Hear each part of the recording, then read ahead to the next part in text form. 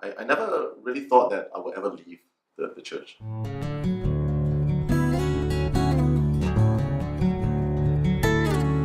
Hi, my name is Lennie. I was born into a Christian family and I spent most of my childhood learning the Word of God at a Methodist church.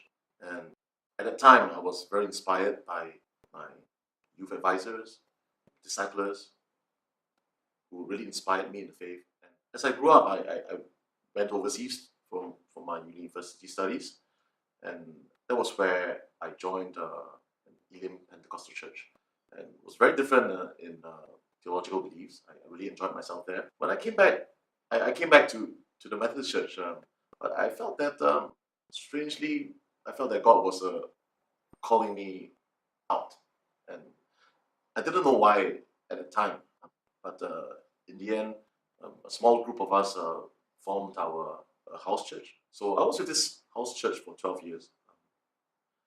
But there was a period of time where I stopped going to the church. It was because of certain personal issues that I was facing at the time um, with me and my wife. We felt that we had to take a step back to sort out our marriage issues. I think we were away from church for about a year or two. And it reached a point where we felt, hey, maybe it's time to go back to church. And so we went back to the house church. And then, kind of like 1 or 2 years later, strangely, I had the feeling in my heart, a very similar feeling to the time where I felt God called me out of the Methodist church.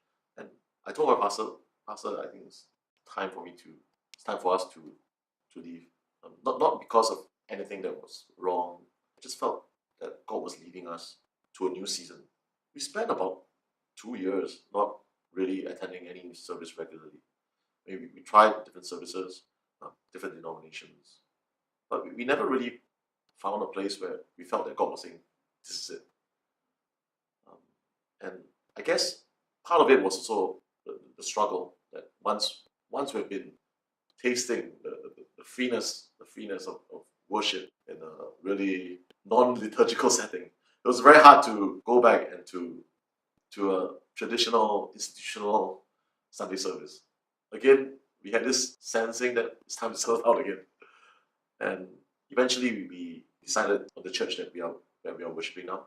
It's called Glory Sanctuary. It was a good, I guess, compromise between the house group, the house church, and the institutionalized church. What was most important was that we had the sensing that God wanted us to be there, at least for this season.